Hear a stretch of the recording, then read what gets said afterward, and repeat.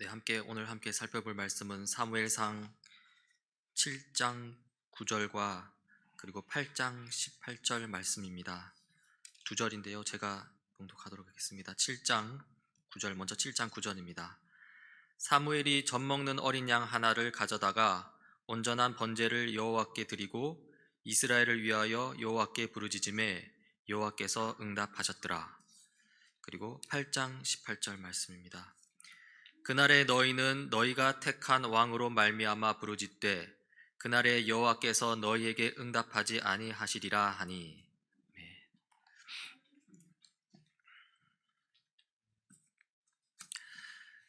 우리는 지난 시간 이제 언약궤를 중심으로 이스라엘의 신앙과 삶을 살폈습니다. 이스라엘 백성은 하나님을 이 세상과 삶의 이 주인으로 섬기기보다는요, 하나님을 이 자기 유익을 위해 이용하려고 했습니다. 언약궤를 비인격적인 마술적 능력으로 삼고서는요, 이 전쟁터로 가지고 가서 이 승리를 쟁취하고자 했습니다. 이것은 우상 숭배하는 나라와 다를 바 없는 이 신앙 행태였습니다. 그러나 하나님은 이스라엘 의도대로 움직여주지 않았습니다. 오히려 하나님을 이용하려고 했던 이스라엘에게 큰 패배를 안겨주시고요, 이 우상 숭배하는 블레셋은 또 블레셋대로 또 큰 재앙을 겪게 하셨습니다. 오늘 이야기는 이 블레셋에게 빼앗긴 언약궤를 다시 되찾은 뒤에 일어난 이야기입니다. 이 사무엘이 이스라엘 온 백성에게 말하는데요, 7장 3절입니다. 사무엘이 이스라엘 온 족속에게 말하였다. 여러분이 온전한 마음으로 주님께 돌아오려거든 이방의 신들과 아스다롯 여신상들을 없애버리고 주님께만 마음을 두고 그분만을 섬기십시오. 그러면 주님께서 여러분을 블레셋 사람의 손에서 건져주실 것입니다. 이 사무엘이 이스라엘 백성에게 하는 말로 미루어 볼 때 이스라엘 내부적으로도 문제가 있고요, 또 외부적으로도 문제가 있습니다. 이 내부적인 문제는 이스라엘 백성의 신앙이 엉망이라는 것입니다. 이방의 신들, 이 아스다롯의 여신상들을 두고 우상 숭배하고 있다는 것이죠. 이러한 신앙적 타락은요, 마치 이 우상 숭배하듯이 언약궤를 이용하려 했다는 것에서 이미 앞서 다 드러난 사실이기도 합니다. 한편 이 외부적인 문제도 있는데요, 그것은 이스라엘이 여전히 블레셋의 괴롭힘을 당하고 있다는 점입니다. 이스라엘을 이 블레셋 사람의 손에서 건져달라고 하는 것을 보니 언약궤를 돌려받았다 하더라도 이스라엘은 여전히 블레셋의 지배를 받고 있는 상황입니다. 사실 이스라엘이 블레셋을 물리치고 언약궤를 다시 찾아온 게 아니죠. 하나님의 주권적인 역사심 가운데 언약궤가 비유하자면 제발로 이스라엘로 돌아왔을 뿐입니다. 이스라엘 백성이 한 것이라고는 아무것도 없습니다. 이렇게 이스라엘은 이 대내외적으로 이 큰 문제를, 두 가지 문제를 가지고 있었는데요, 그런 상황 속에서 이 사무엘의 리더십이 빛을 발하고 있습니다. 사무엘은 이스라엘 백성에게 하자고 합니다. 우상 숭배를 버리고 하나님만을 섬기라는 것입니다. 우상 숭배로부터 돌아서서 이 하나님을 향하라는 것이죠. 사탄 마귀가 유혹하는 죄의 삶을 버리고 하나님께서 세우시는 하나님 나라와 그 의로운 삶을 취하라는 것입니다. 이 회개하라는 이 사무엘의 촉구를 들은 이스라엘 백성은 이렇게 반응합니다. 4절입니다. 이 말을 듣고 이스라엘 자손이 바알과 아스다롯 신상들을 없애버리고 주님만을 섬겼다. 사실 이스라엘 백성의 반응이 너무 즉각적이어서 좀 저는 당황스러웠는데요, 그러나 이 언약궤 기적을 경험한 이유라서 뭔들 못하겠나 싶기도 합니다. 아무튼 사무엘은 이러한 신앙 갱신의 흐름을 이어가기 위해서요, 이스라엘 백성을 미스바라는 곳에 모이게 합니다. 5절 6절입니다. 그때 사무엘이 이스라엘 사람들을 모두 미스바로 모이게 하였다. 그들의 죄를 용서하여 달라고 주님께 기도를 드리려는 것이었다. 그들은 미스바에 모여서 물을 길어다가 그것을 제물로 삼아 주님 앞에 쏟아붓고 그날 종일 금식하였다. 그리고 거기에서 우리가 주님을 거역하여 죄를 지었습니다 하고 고백하였다. 미스바는 사무엘이 이스라엘 자손 사이에 다툼을 중재하던 곳이다. 이스라엘 백성은 미스바에 모여서 금식하면서 회개기도했습니다. 하나님을 주인으로 섬기기보다는요, 이 하나님을 이용하려고 했던 자신들의 모습을 아파하면서 금식했을 것입니다. 여러 신들을 섬기는 이방 문화에 빠져서 이 하나님과 함께 수많은 우상들을 겸하여 섬기던 이 자신들의 모습을 부끄러워하면서 회개기도했을 것입니다. 참으로 다행스럽습니다. 그런데요, 이 문제가 생겼습니다. 이스라엘이 회개기도하려고 모였는데 이스라엘 바로 옆에 살던 블레셋에 비상이 걸렸습니다. 블레셋 입장에서 이스라엘이 왜 모였냐는 것이죠. 혹시 전쟁을 하려고 모인 것은 아니냐는 것입니다. 이 블레셋의 상식에서 이 회개 기도하려고 온 백성이 모였다는 것은 말이 안 되거든요. 그러니 블레셋이 가만히 있을 수 없습니다. 이스라엘이 한자리에서 힘을 모아 쳐들어오기 전에 자기들이 먼저 공격을 해야겠다는 겁니다. 7절입니다. 이스라엘 자손이 미스바에 모였다는 소식이 블레셋 사람에게 들어가니 블레셋 통치자들이 이스라엘을 치려고 올라왔다. 이스라엘 자손은 그 소식을 듣고 블레셋 사람들을 두려워하였다. 그런데 일이 이렇게 돌아가니까 이제 이스라엘이 난리가 난 것이죠. 이스라엘 입장에서는 그냥 회개기도 하려고 모였는데요. 그런데 블레셋이 오해를 하고 공격하러 올라온다고 하니 큰일이 난 것입니다. 자, 이스라엘은 이러한 상황에서 어떻게 했을까요? 다시 언약궤를 가지고 오라고 해서 그 언약궤를 중심에 두고 전쟁하러 나갔을까요? 예, 그럴 수는 없죠. 그렇죠? 어떻게 했는지 8절에 나오는데요. 그들이 사무엘에게 가서 주 우리의 하나님이 우리를 블레셋 사람의 손에서 건져내 주시도록 쉬지 말고 기도하여 주시기를 바랍니다 하고 간청하였다. 이것은 매우 잘한 것입니다. 이스라엘 백성은 자신들의 지혜와 자신들의 힘을 믿지 않고요, 이 하나님을 의지합니다. 그래서 사무엘에게 기도해 달라고 간청하는 것이죠. 이 하나님이 응답하시는데요. 9절입니다. 사무엘이 젖 먹는 어린 양을 한 마리 가져다가 주님께 온전한 번제물로 바치고 이스라엘을 구원하여 달라고 주님께 부르짖으니 주님께서 그의 기도를 들어주셨다. 이 사무엘이 하나님께 이스라엘을 구원해 달라고 기도했는데요, 하나님은 거의 즉각적으로 그 기도를 들어주십니다. 이 성경 진술이 그렇습니다. 이스라엘을 구원하여 달라고 주님께 부르짖으니 주님께서 그의 기도를 들어주셨다. 기도 응답의 과정에 군더더기가 없습니다. 신속 단순합니다. 주님께서 그의 기도를 그렇게 들어주셨습니다. 그리고 실제로 놀라운 일이 일어났습니다. 10절입니다. 사무엘이 번제를 드리고 있을 때에 블레셋 사람이 이스라엘과 싸우려고 다가왔다. 그러나 그때 주님께서 큰 천둥 소리를 일으켜 블레셋 사람을 당황하게 하셨으므로 그들이 이스라엘에게 패하였다. 이 하나님의 기도 응답으로 이 큰 천둥 소리를 일으켜졌다고 나오죠. 이 좀 구체적으로 상황을 한번 떠올려 보면요, 사무엘이 하나님께 번제를 드리고 있습니다. 그리고 다른 한편 이스라엘 군대는 블레셋 군대를 방어하기 위해서 진영을 구축하고요, 그리고 그때 블레셋 군대가 천천히 다가옵니다. 블레셋은 이스라엘의 청동 무기보다 훨씬 더 단단한 무기, 이 철로 만든 무기를 가지고 있습니다. 객관적으로 보자면 이스라엘이 열세입니다. 물론 하나님께서 기도 응답을 해주셨다고 하지만, 그러나 이스라엘의 입장에서 지금 눈앞에 서서히 다가오는 블레셋은 여전히 두렵습니다. 그리고 그 두려움이 이스라엘을 압도하고, 그리고 블레셋은 기세등등할 때, 바로 그때 갑자기 전에 한 번도 들어본 적이 없는 엄청난 큰 천둥 소리가 온 천지를 뒤흔듭니다. 블레셋은 깜짝 놀랐습니다. 얼마 전에 언약궤 때문에 다곤 신상이 엎어지고 온 도시 사람들이 악성 종양 재앙을 경험한 블레셋입니다.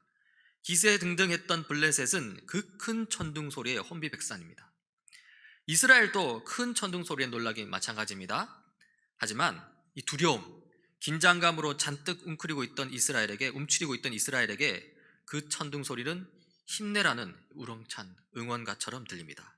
이스라엘 군대는 힘을 얻습니다. 그 큰 천둥 소리를 듣고 이것이 바로 하나님의 기도 응답임을 깨달았습니다. 그리고 나서 11절입니다. 이스라엘 사람이 미스바에서 나와서 블레셋 사람을 벳갈 아래까지 뒤쫓으면서 무찔렀다. 이스라엘의 이 완전한 승리입니다. 승리 직후에 사무엘은 돌을 하나 가져다 놓고 그 돌의 이름을 에벤에셀이라고 지었습니다. 이 에벤에셀은 하나님께서 우리를 도와주셨다는 뜻입니다. 참으로 하나님께서 도와주셔서 이 전쟁에서 승리를 하였고요, 이렇게 큰 승리를 한 이후에 이 사무엘이 사는 동안 이스라엘은 평화를 누리는데요, 성경은 이렇게 기도하고 있습니다. 먼저 13절 14절입니다. 그래서 블레셋 사람들이 무릎을 꿇고 다시는 이스라엘 지역으로 돌아오지 않았다. 사무엘이 살아있는 동안에는 주님의 손이 블레셋 사람을 막아주셨다.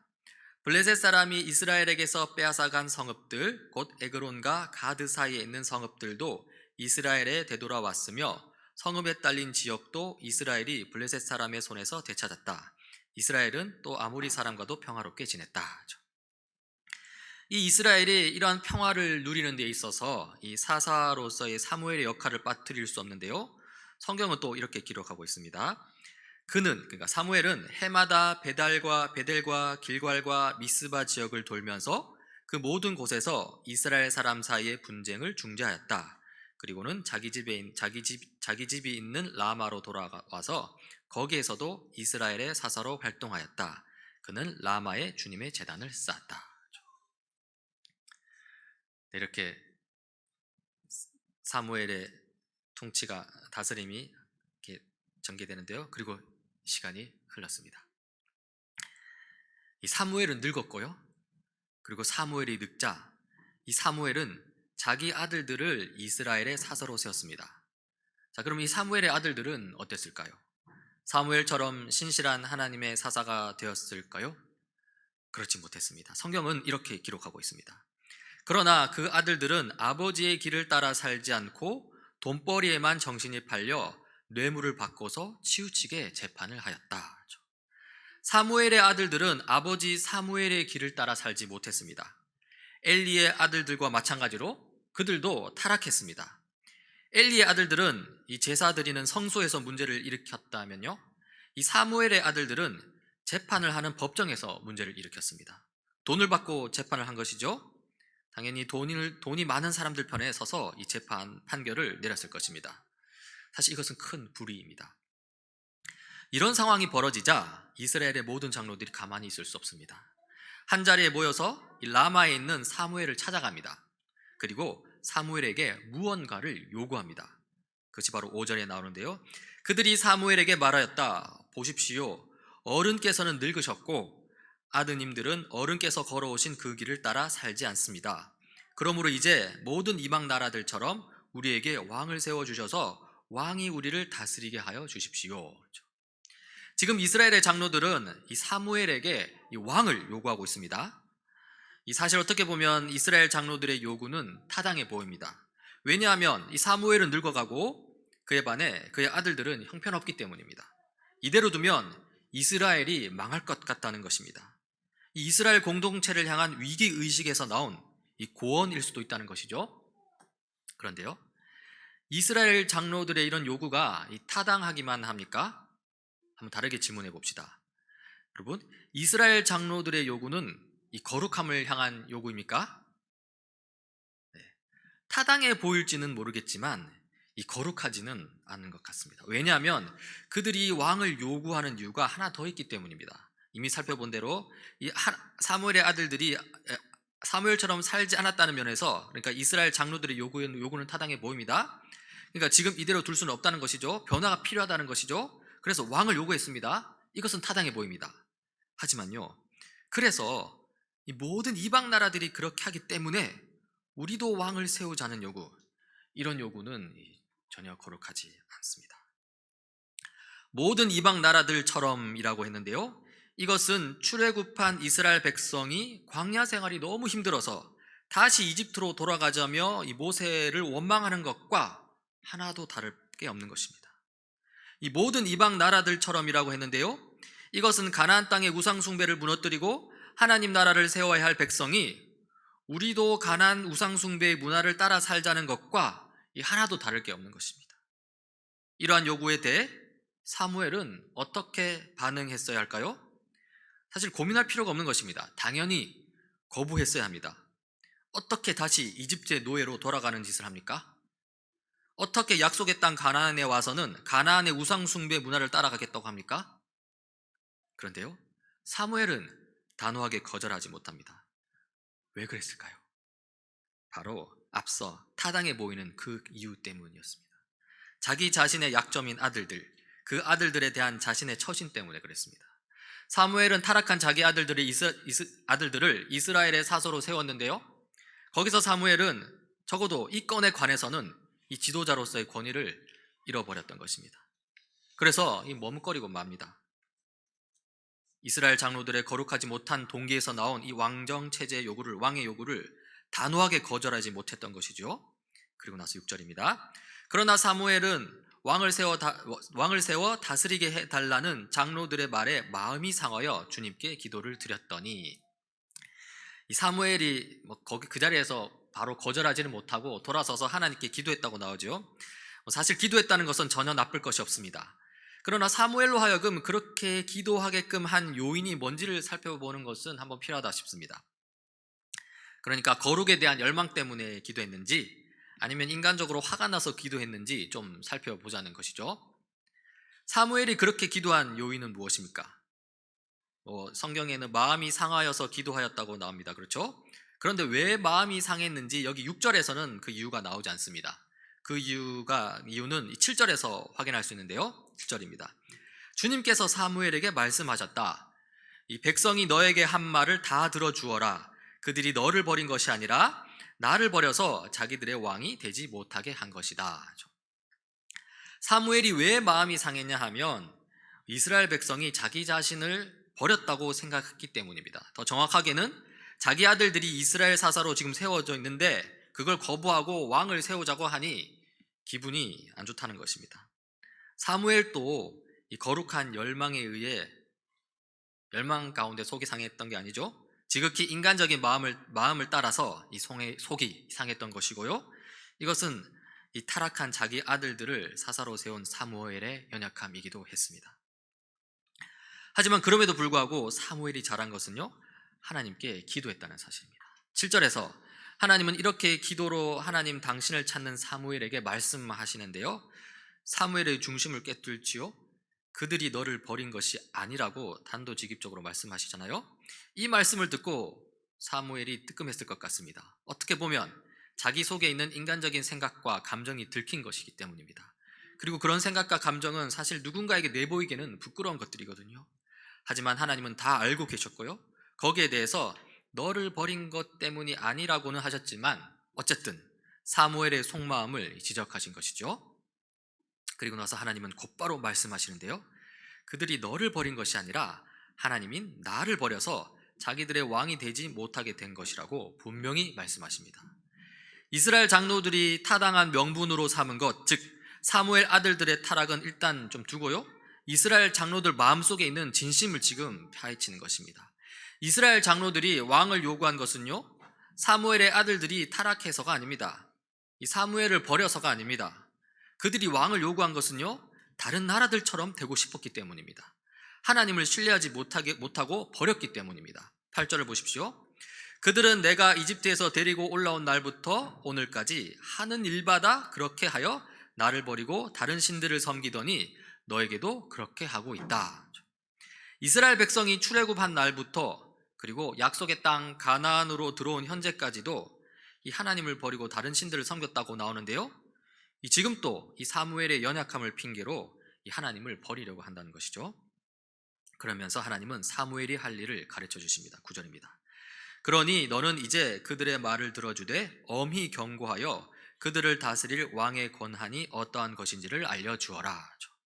그들의 요구대로 왕을 세우되 이방 나라들처럼 왕을 세운다는 것이 무엇을 의미하는지 정확하게 알려주려고 하시죠. 이 사무엘은 처음 이스라엘 장로들이 왕을 요구할 때 여러 가지 생각으로 마음이 괴로웠을 것입니다. 이스라엘 장로들의 요구는 이 하나님 나라 관점에서 보자면 이 터무니없는 것이었지만요, 이 사무엘 자기 자신이 처한 상황 속에서, 즉 자기 아들들의 실패라는 상황 속에서 사무엘은 하나님의 선지자로서 마땅히 해야 할 말을 하지 못하고 있었습니다. 이 왕에 대한 요구를 단호하게 거절하지 못했던 것이죠. 그러나 이 기도 가운데 하나님은 사무엘이 해야 할 일을 지금 분명히 가르쳐 주십니다. 하나님은 사무엘의 연약함을 그냥 넘어가시지 않습니다. 결국 왕정을 받아들이려고 하시죠. 어떻게 보면 이 사무엘더러 아들들을 포기하라는 것입니다. 그러면서 이스라엘 장로들의 연약함도 그냥 넘어가시지 않습니다. 엄히 경고하여 그들이 원하는 왕에 의한 정치가 어떤 것인지 알려주라고 하십니다. 사무엘은 하나님의 말씀을 듣고 정신을 번쩍 차리고요, 이내 자기의 역할을 감당하는데요, 왕을 세워달라고 요구하는 백성들에게 이 왕에 의한 통치가 어떤 것인지 하나님께서 하신 모든 말씀을 그대로 전합니다. 그게 11절부터 17절까지 나오는데요. 제가 한번 좀 빠르게 한번 읽어보겠습니다. 당신들을 다스릴 왕의 권한은 이러합니다.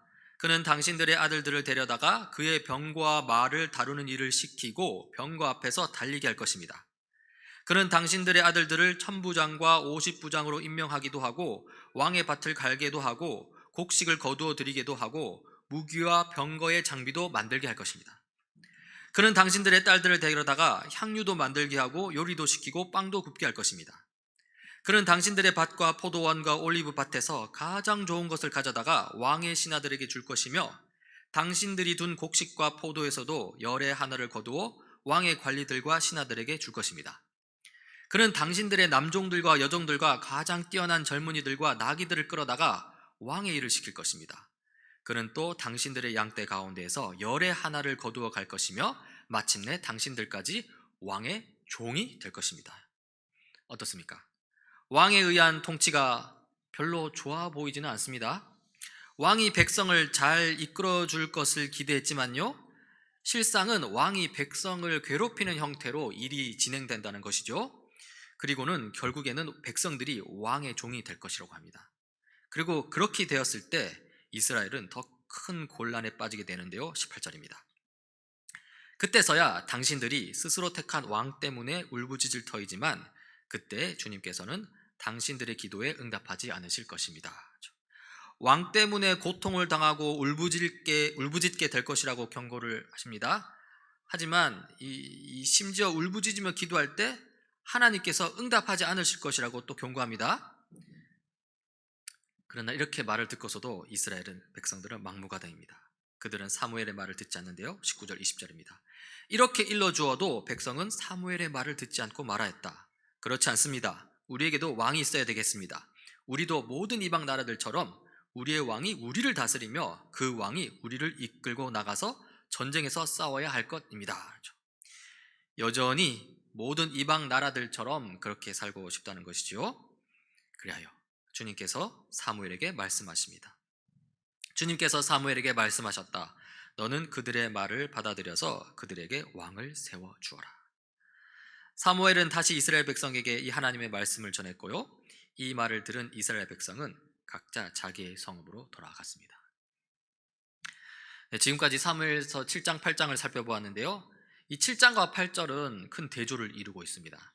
7장은 소위 말하는 신정체제입니다. 하나님에 의한 직접 통치가 이루어지는 그 나라이죠. 하지만 8장에서 요구하는 것은, 백성들이 요구하는 것은 왕정체제입니다. 인간 왕에 의한 통치가 이루어지는 나라이죠.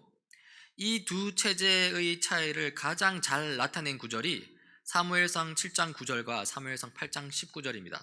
이 7장 9절, 먼저 7장 9절인데요. 이스라엘을 구원하여 달라고 주님께 부르짖으니 주님께서 그의 기도를 들어주셨다, 이렇게 나옵니다. 이미 우리가 살폈듯이 이스라엘 백성이 회개 기도를 하려고 미스바에 모였을 때 그 상황을 오해한 블레셋이 이스라엘을 공격하러 왔죠. 그러자 이스라엘이 하나님께 구해달라고 기도하는 것입니다. 그게 본문입니다. 그렇게 기도할 때 하나님께서는 거의 즉각적으로 이스라엘 백성의 기도를 들어주십니다. 블레셋이 공격하러 올라왔을 때 큰 천둥 소리로 이 위축된 이스라엘에게 새 힘을 불어넣어 주시고요, 또 기고만장한 블레셋 군대를 완전히 흩어버리시죠. 그날 이스라엘은 큰 승리를 얻게 되고요, 그 이후 사무엘이 살아있는 동안에 이스라엘은 큰 평화를 경험합니다. 그런데요, 한번 생각해 봅시다. 앞서 큰 천둥 소리로 인해 승리를 얻었다고는 하지만 그런 전쟁 승리가 과연 좋기만 하겠냐는 것입니다. 여러분, 인간이 가진 욕구 중에는 이 안전을 향한 욕구가 있습니다. 특히 그러한 안전 욕구는 이 불확실성을 좀 많이 싫어합니다.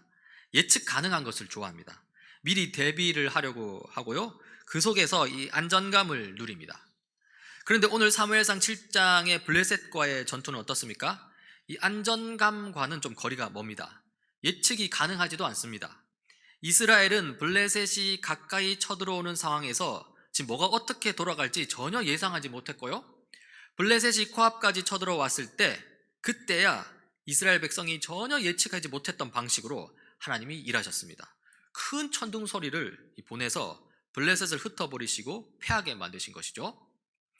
이것이 바로 하나님에 의한 직접 통치 신정체제입니다. 하나님에 의한 직접 통치는 우리 인간이 바라고 원하는 안전감하고는 좀 거리가 먼 것 같습니다. 오히려 이 하나님에 의한 직접 통치는 이 보이지 않는 상황 속에서 볼 수 있기를 요구합니다. 우리는 이것을 믿음이라고 하죠. 보이지 않는 하나님이기에 그 하나님에 의한 통치는 반드시 믿음을 요구합니다. 믿음의 눈이 없다면 이 불안과 두려움에 빠질 수밖에 없습니다.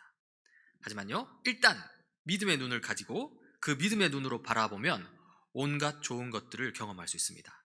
이스라엘을 위해 일하시는 하나님을 볼 수 있고요, 그 하나님의 놀라운 역사하심을 볼 수 있고요, 그러면서 하나님과 깊은 교제의 길로 나아갈 수 있습니다.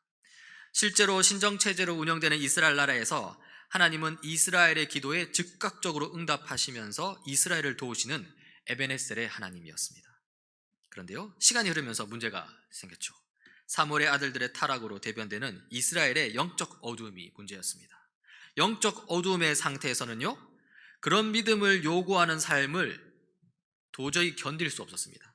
실로 이 믿음의 눈이 없을 때 이 하나님에 의한 직접 통치는 무모하고 불안하게만 느껴집니다. 그래서 사람의 힘으로 무언가를 자꾸 하려고 하죠. 이것은 하나님을 신뢰하지 못한 데서 오는 불안감입니다. 결국 이스라엘 장로들과 백성들은 하나님에 의한 직접 통치를 그만두고자 했고요, 눈에 보이는 인간 왕에 의한 통치를 요구했습니다. 하지만 인간 왕에 의한 통치는 어떻습니까? 이 사무엘상 8장 18절에서 짧게 요약해서 말해줍니다. 그때야 당신들이 스스로 택한 왕 때문에 울부짖을 터이지만 그때 주님께서는 당신들의 기도에 응답하지 않으실 것입니다. 인간 왕에 의한 통치의 결말은 무엇입니까? 인간 왕에 의해 아주 쓴맛을 보게 된다는 것이죠. 결국 왕의 노예로 살게 된다는 것입니다. 그리고 더 좋지 않은 것은요, 더 이상 하나님께서 기도에 응답하시지 않겠다는 것입니다.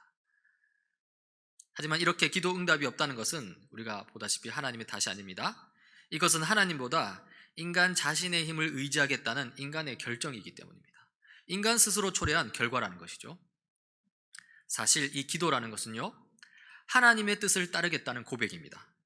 이 참된 기도는요, 하나님에게 내 모든 삶을 맡기겠다는 고백입니다. 따라서 그렇게 고백하는 이 자기 백성의 기도에 대해서 하나님은 응답하시지 않을 수 없습니다. 그 인생을 인도하시고 이끄시지 않을 수가 없다는 것이죠. 하지만 모든 기도가 그대로 응답받는 것은 아닌데요, 이 하나님의 뜻이 아니라 이 나의 뜻을, 나의 욕심을 관철시키겠다는 기도에 대해서는 하나님께서는 그대로 응답하실 수 없습니다. 하나님에게 내 모든 삶을 맡기는 게 아니라 내 삶을 내가 이끌어 가겠다는 기도에 대해서는요, 하나님께서 역시 그대로 응답하실 수 없습니다. 사실 그것은 어떤 부분에서 참된 기도가 아닙니다. 그냥 스스로에 대한 이 다짐일 뿐입니다.